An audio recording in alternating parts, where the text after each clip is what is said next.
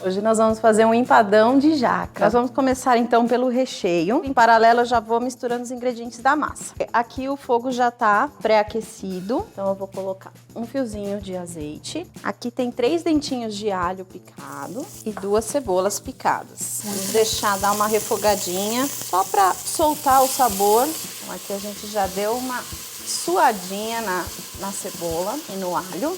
Aí já vou acrescentar os tomates. Esses tomatinhos são aquele tomate em lata. Normalmente as pessoas usam para fazer molho, né, para massas.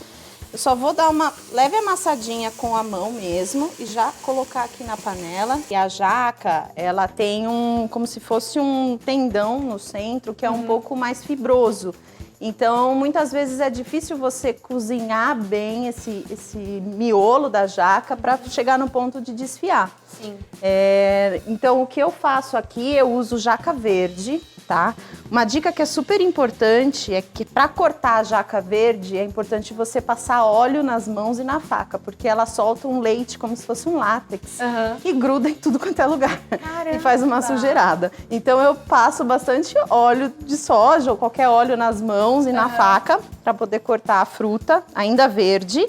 E eu corto ela em pedaços grandes, coloco numa panela e deixo cozinhar no ponto de espetar com o garfo e ela tá bem macia.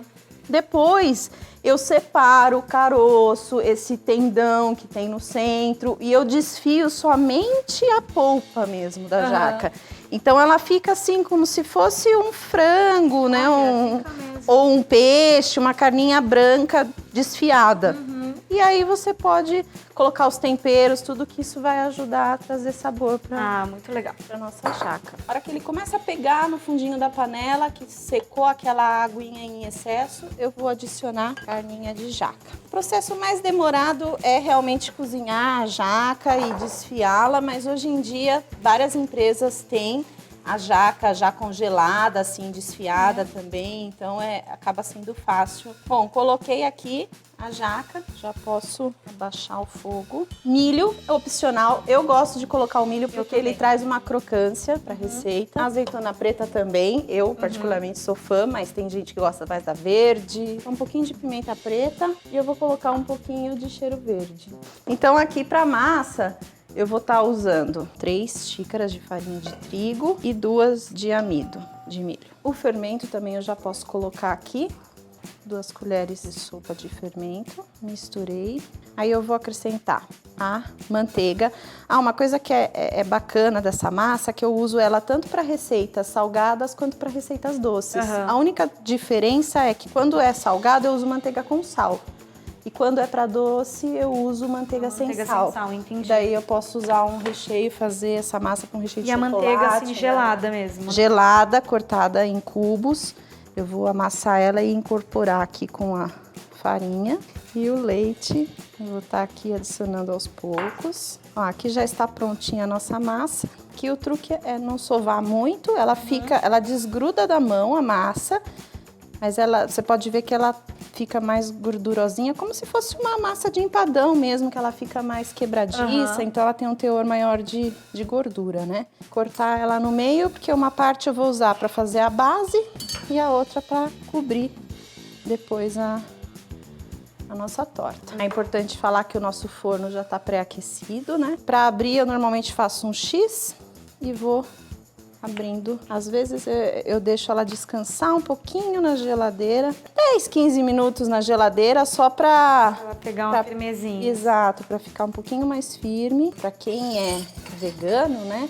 E quiser fazer essa opção, essa receita, pode estar substituindo o leite por leite de castanha e a manteiga por gordura vegetal. É importante deixar a bordinha. Eu fiz uns remendinhos aqui onde estavam os buraquinhos. Já podemos colocar o nosso recheio. O ideal é deixar esfriar um pouquinho, tá? Tá cheirosa, né? Tá cheirosa. E olha quanto recheio.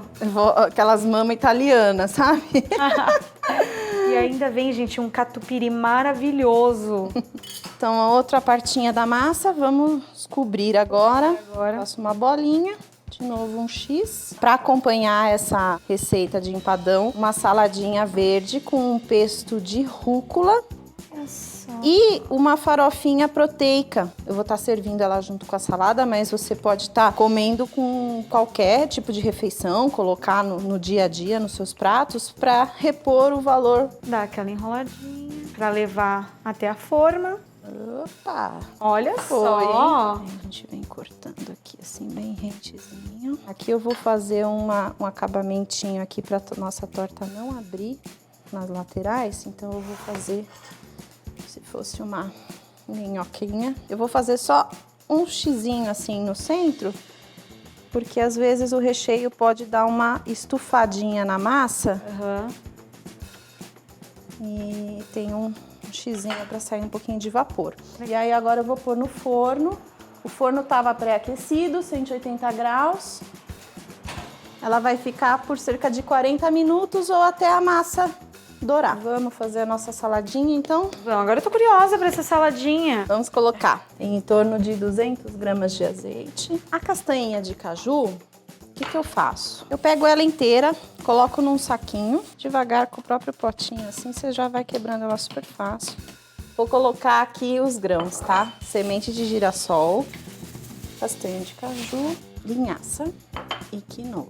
Vou colocar uma colher de cúrcuma e aí eu já posso acrescentar a nossa proteína texturizada de soja. Bom, agora eu vou adicionar a farinha de ervilha. Eu vou colocar agora a farinha de mandioca. Agora a gente vai adicionar aqui o nosso alecrim, pimenta preta, não pode faltar nunca, sal, pronta a nossa farofinha. Agora vamos fazer o nosso pesto de rúcula. O pesto eu vou colocar um punhado de rúcula, o azeite já vou colocar um pouco.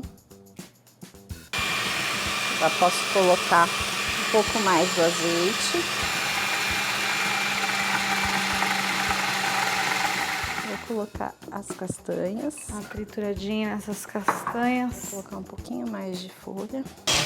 Vou colocar mais azeite. E eu vou colocar queijinho ralado. Aqui é queijo parmesão, tá? Queijo parmesão ralado. Tá. E vou colocar o restante do azeite. Sal, um pouquinho menos, que o queijo já tem sal, né? Achei muito legal. Vamos ver se você aprova.